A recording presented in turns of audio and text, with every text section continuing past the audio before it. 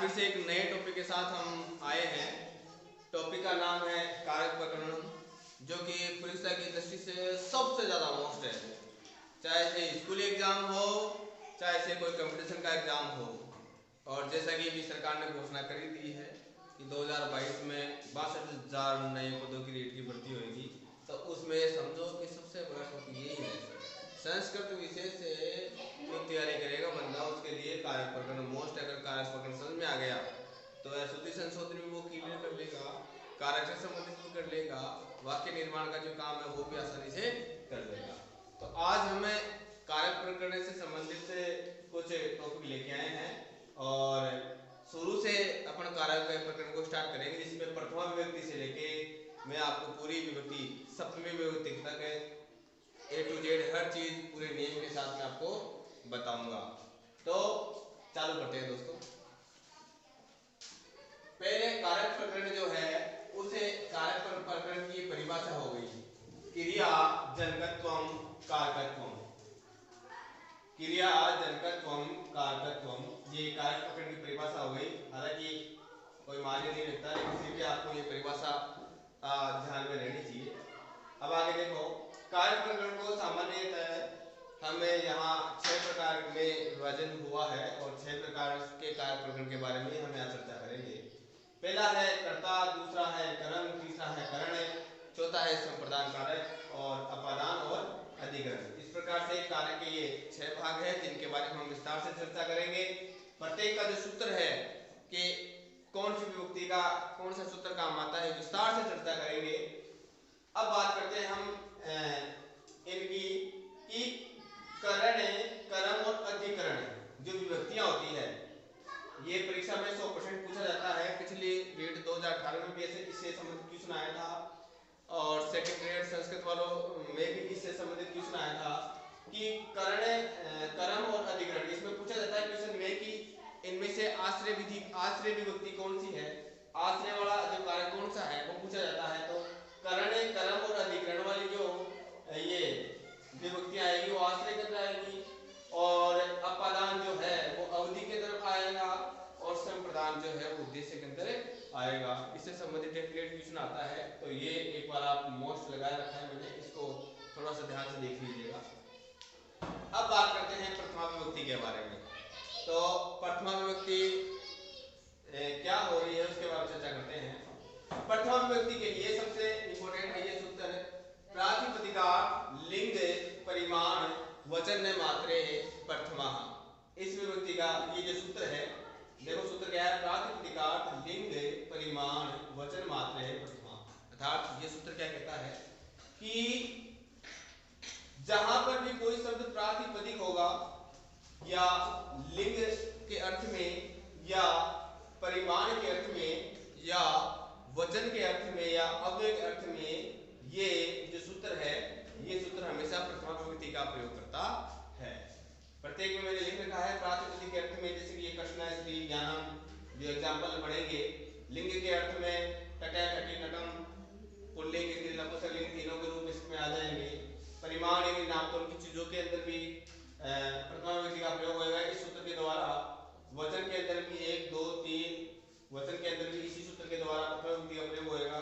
और कोई अव्यय आएगा, जितने भी अव्यय हैं उन अव्ययों के अंदर भी इसी प्रातिपदिक सूत्र जो है इसी से प्रथमा विभक्ति का प्रयोग होएगा। अब देखो इसके अंदर भी एक मेन चीज देखिए मैंने यहाँ पर कि यदि कर्ता उक्त हो तो उसमें प्रथमा विभक्ति का प्रयोग होता है, और यदि कर्म उक्त हो तो उसमें प्रथमा विभक्ति का प्रयोग होता है। वो यहाँ पर भी मैंने सूत्र के द्वारा बता रखा है कि उक्त कर्तरी कर्मणि च प्रथमा। अर्थात अब यहाँ देखो कि राम है ग्रंथम पठति। अब यहाँ पर जो कर्ता है वो उक्त है, जिसकी वजह से इसमें कर्ता में प्रथमा विभक्ति का प्रयोग किया गया है। और दूसरा जो वाला वाक्य है वो कर्मवाच्य वाक्य है, ये कर्तृवाच्य है, ये कर्मवाच्य है। तो कर्मवाच्य जो वाक्य होता है इसमें कर्म उक्त होता है, इसलिए इस कर्म में प्रथमा विभक्ति का प्रयोग किया गया है। तो प्रथमा विभक्ति में ज्यादा कुछ नहीं है, बस इतना ही है।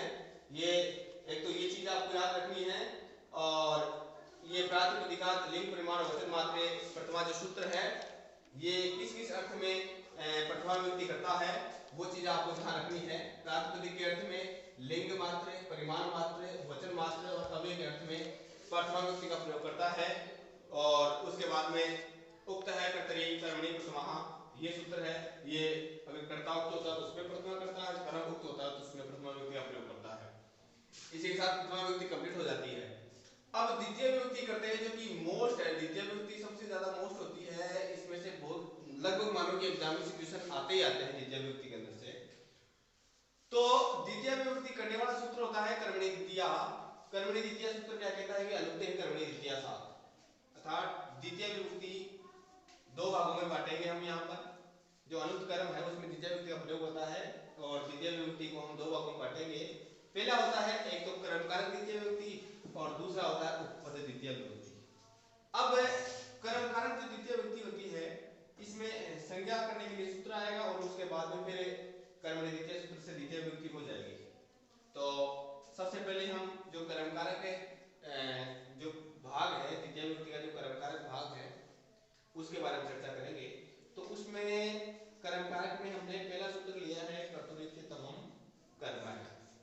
ये सूत्र क्या कहता है कि जो कर्ता होता है, कर्ता अपनी क्रिया के द्वारा जिसको सबसे ज्यादा चाहता है, यानी कि क्रिया का जो इष्टतम, देखो पिछली बार परीक्षा में ये शब्द जरूर आया था, पूछा गया था कि क्रिया का जो इष्टतम कारक होता है उसमें कर्म होता है, यानी ये इस सूत्र के द्वारा कर्तुरीत्यतम कर्म के द्वारा कर्म संज्ञा होगी उस शब्द के अंदर।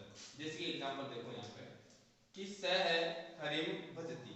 अब यहाँ पर करता है स, करता है स और इसकी क्रिया है भजति।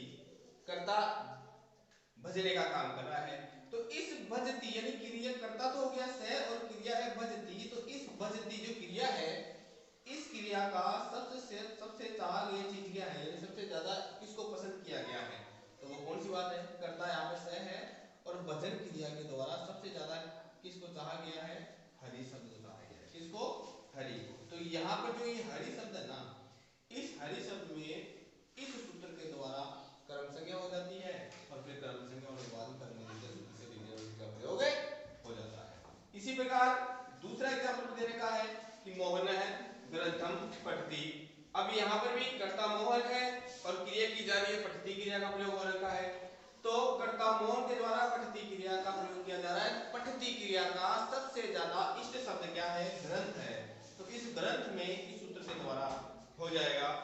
और इसी प्रकार जो नीचे वाला एग्जाम्पल है सुरेश है चित्रम पश्यति। अब यहाँ पर भी कर्ता तो सुरेश है, पश्यति क्रिया है। पश्यति क्रिया का सबसे ज्यादा इष्ट जो शब्द है वो है चित्र, जिसमें कि इस सूत्र के द्वारा कर्म संज्ञा हो जाएगी और कर्मणि द्वितीय सूत्र के द्वारा द्वितीय विभक्ति का प्रयोग हो जाएगा। अब आगे देखो दोस्तों, तो अब द्वितीय विभक्ति का ही दूसरा सूत्र लेके आए हम, तथा युक्तम चानिचितम। तथा युक्तम चानिचितम ये सूत्र लाए हैं।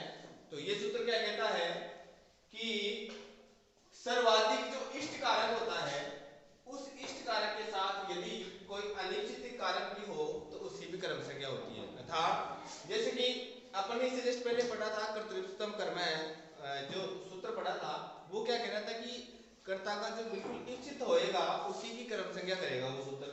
लेकिन ये सूत्र क्या कह रहा है कि कर्ता का जो इच्छित के अलावा जो अनिश्चित रहेगा, यानी अगर एक वाक्य के अंदर कर्ता दो काम कर रहा है तो एक तो वो काम जो कर्ता को सबसे ज्यादा पसंद है और एक ऐसे ही वो करेगा काम, तो उससे जो ऐसे ही करने वाले जो काम की है वो इस सूत्र के द्वारा कर्म संज्ञा होगी। जैसे कि एग्जाम्पल यहाँ पे है कि ग्रामम गच्छन् तरणम स्पृशति, गांव को जाते हुए वो तिनका छूता है। तो यहाँ पर जो कर्ता है इस कर्ता का मुख्य उद्देश्य क्या है, गांव में जाना। कर्ता का मुख्य उद्देश्य क्या है, गांव में जाना। लेकिन वो गांव में जाते हुए रास्ते में जो तिनके मिल रहे हैं उनको हाथ से तोड़ रहा है, उनको वो पकड़ रहा है, उनको छू रहा है, तो उन तिनकों के अंदर इस सूत्र के द्वारा कर्म संज्ञा होएगी। इस बात का ध्यान रखना है। यानी जिसको कर्ता नहीं चाहता है, जिसको कर्ता नहीं चाहता है लेकिन फिर भी उसकी कर्म संज्ञा होएगी तो वो इस सूत्र के द्वारा हो जाएगी यहाँ पर। इसी प्रकार दूसरा एग्जांपल मैंने इसका दिया है, से ओद्रम मुंजालो मिश्रम मुंगते, यानी वो पकाते में से चावल रहा था लेकिन उसके साथ साथ में जहर भी पक गया। तो वो पकाना जहर नहीं चाह रहा था, वो पकाना तो चावल चाह रहा था, लेकिन जहर उसके साथ ऑटोमेटिकली किसी कारणवश मान लो उसमें गिर गया, इसकी वजह से वो पक गया। तो उसके अंदर भी क्या होगी, इस विष जो शब्द है, इस विष शब्द के अंदर तथायुक्तम चानी अनिश्चितम के सूत्र के द्वारा क्या हो जाएगी, कर्म संज्ञा हो जाएगी और फिर कर्म द्वितीय से द्वितीय विभक्ति हो जाएगा। इसी प्रकार आगे एक सूत्र और लेके आए हैं जो कि परीक्षा की दृष्टि से मोस्ट है, नाम है अकथितम च। अकथितम च सूत्र क्या कहता है कि अपादान आदि अन्य कारकों के द्वारा जो अकथित कारक होता है, उस अकथित कारक की क्या होती है, कर्म संज्ञा होती है। ये सामान्यतः 16 तो ये धातुएं हैं और 2 नीचे वाली, लगभग मानो 18 धातुओं के साथ में ये 18 धातुओं के साथ में ये क्या करता है, उनकी कर्म संज्ञा करता है। जैसे कि एक एग्जांपल मैंने यहाँ पर लिया है कि से गाम पय दोगदी। अभी यहाँ पर देखो, एक तो ये गाम है और एक ये पय है, और ये इन दोनों के अंदर, इन दोनों में जो पयस है यानी स है, वह गाय को दूध के लिए धोता है। तो यहाँ पर जो करता है उसका इच्छित तो हो गया दूध, भाई गाय को क्यों धो रहा है, वो दूध के लिए। लेकिन यहाँ पर जो गाय है वो गाय में इस सूत्र के द्वारा कर्म संज्ञा हो जाएगी। इस बात का ध्यान रखना है। इस है गाम पय है दोगदी। अब यहाँ पर जो एग्जांपल है इसमें ये जो पय है यानी गाय को धोने का प्रमुख रीजन क्या है, दूध पाना। तो दूध में तो हो जाएगी कर्तव्योचितम कर्म के द्वारा कर्म संज्ञा, और जो गाम जो गाय शब्द है उस गाय शब्द के अंदर अकथितम च सूत्र के द्वारा द्वितीय को अकथित सूत्र के द्वारा कर्म संज्ञा हो जाएगी और कर्मणि द्वितीय के द्वारा द्वितीय विभक्ति हो जाएगी। इसी प्रकार 16 धातुएं हैं, उनमें से मैं एक दो एग्जांपल आपको बना के और दिखाता हूं ताकि आपको और अच्छी तरह से समझ में आ जाए। देखिए, अगर अपन यहाँ पर बात करें, स है माणवकम पंथानम और प्रच्छति। अब यहाँ पर प्रच्छ धातु है, तो प्रच्छ धातु में स है माणवकम पंथानम प्रच्छति। अब यहाँ पर जो ये माणवक है और ये है पंथानम, ये दो शब्द है। तो यहाँ पर क्या हो जाएगा कि जो मेन कर्ता का जो उद्देश्य है रास्ता पूछना, तो ये तो इच्छित है कर्ता का, एकदम से कर्ता चाह रहा है कि वह मानव से रास्ता पूछे। तो ये जो रास्ता है ये पंथानम, इसके अंदर तो हो जाएगा कर्तव्योचितम कर्म से कर्म संज्ञा, और मानव के अंदर क्या हो जाएगा अकथितम च सूत्र के द्वारा कर्म संज्ञा हो जाएगी। इसी प्रकार अगर और एग्जांपल देखेंगे तो वो भी देख लीजिए आप। और एग्जांपल बताता हूं मैं, स है देवदत्तम सतम जयति। स है देवदत्तम सतम जयति।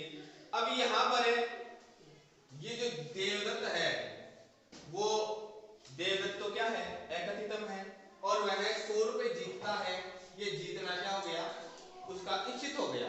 तो इसमें तो जाएगा कर्तव्योचितम कर्म से कर्म संज्ञा, और इस देवदत्त में अकथितम से क्या हो जाएगी, कर्म संज्ञा हो जाएगी। इसी प्रकार ये 16 धातुएं हैं, और एक याच धातु और भिक्ष धातु और भास धातु। देखो, याच और भिक्ष दोनों एक ही चीज हो गई, और भास देव भूते दोनों एक ही चीज हो गई। इन दोनों का समान अर्थ होता है, इसलिए समान अर्थ होने की वजह से ये दो धातु एक्स्ट्रा आती है। तो इनके योग में भी इसी सूत्र के द्वारा अकथितम से सूत्र के द्वारा ही क्या हो जाएगी, कर्म संज्ञा हो जाएगी। इस चीज का थोड़ा ध्यान रखना और विस्तार से आप समझना अच्छी तरह से। आगे देखो, आगे सूत्र दे रखा है अधि सिंह इस्ता आसाम करना, यानी अधि उपसर्ग पूर्वक यदि सिंह धातु आती है, इस्ता धातु आती है, आस धातु आती है, तो उनके आधार की कर्म संज्ञा इस सूत्र के द्वारा होती है। जैसे कि एग्जांपल दे रखा है कि हरि ही वैकुंठम अधिसेते या फिर अधितिष्ठति या फिर अध्यास्ते। तो यहाँ पर जो वैकुंठ शब्द है क्यों है? क्योंकि अधि उपसर्ग पूर्वक सिंह धातु आ रही है, अधि उपसर्ग पूर्वक स्था धातु आ रही है या आस धातु आ रही है। तो यहाँ पर इस वैकुंठ में अधि सिंह स्था आसाम इस सूत्र के द्वारा कर्म संज्ञा हो जाएगी और कर्म द्वितीय के द्वारा द्वितीय विभक्ति का प्रयोग हो जाएगा। देखो यही मोस्ट होता है कि वहां पूछेगा कि इस वैकुंठ पद के अंदर इस सूत्र के द्वारा कर्म संज्ञा होती है, तो वहां पर अपन को याद रहेगा कि भाई अधि सिंह स्था आसाम सूत्र के द्वारा क्या हो जाएगी, इस वैकुंठ पद के अंदर कर्म संज्ञा हो जाएगी और किसकी हो रही है, आधार की कर्म संज्ञा हो रही है। वो चीज हमारे को याद रखनी है। इसी प्रकार ये अगला सूत्र देखो, अभी उपसर्ग पूर्वक है, अभी उपसर्ग पूर्वक यदि अभी उपसर्ग पूर्वक है यदि नी और विस धातु आती है तो उनके आधार की भी इस सूत्र के द्वारा क्या होती है, कर्म संज्ञा होती है। ये बात हमारे को ध्यान रखनी है। जैसे कि एग्जांपल ये है, सह सन्मार्गम अभिनिवेशते, यानी वह अच्छे मार्ग में प्रवेश करता है। तो यहाँ पर भी क्या होगी कि आधार की, इस आधार की क्या होगी, कर्म संज्ञा होगी अभिनिवेश सूत्र के द्वारा।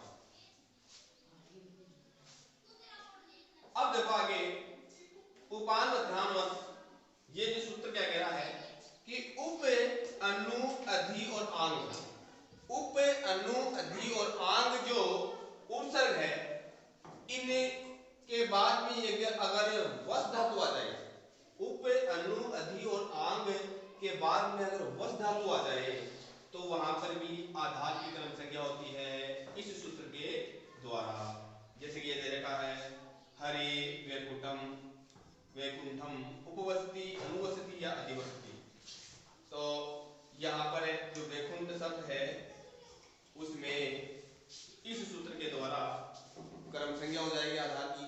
अब यहाँ पर थोड़ा सा ये भी है दोस्तों कि यहाँ पर सबकी आधार की कर्म संज्ञा हो रही है तो वहां कंफ्यूज हो जाता है, तीनों सूत्र लगातार आ रहे हैं तो इनमें अभी नी उपसर्ग पूर्वक विस धातु है, यहाँ पर उप अनु अधि और आंग उपसर्ग पूर्वक वस धातु है, यहाँ पर अधि उपसर्ग पूर्वक से के आस धातु है।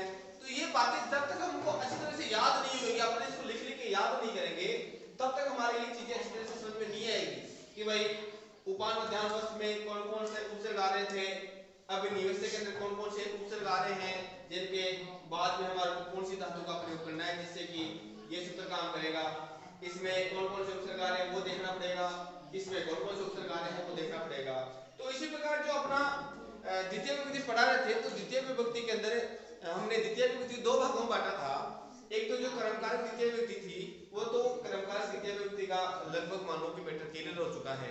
कल हम इसका नेक्स्ट वीडियो लाएंगे, उसमें उपपद विभक्ति के बारे में विस्तार से पढ़ाएंगे। आज के वीडियो में बस इतना ही।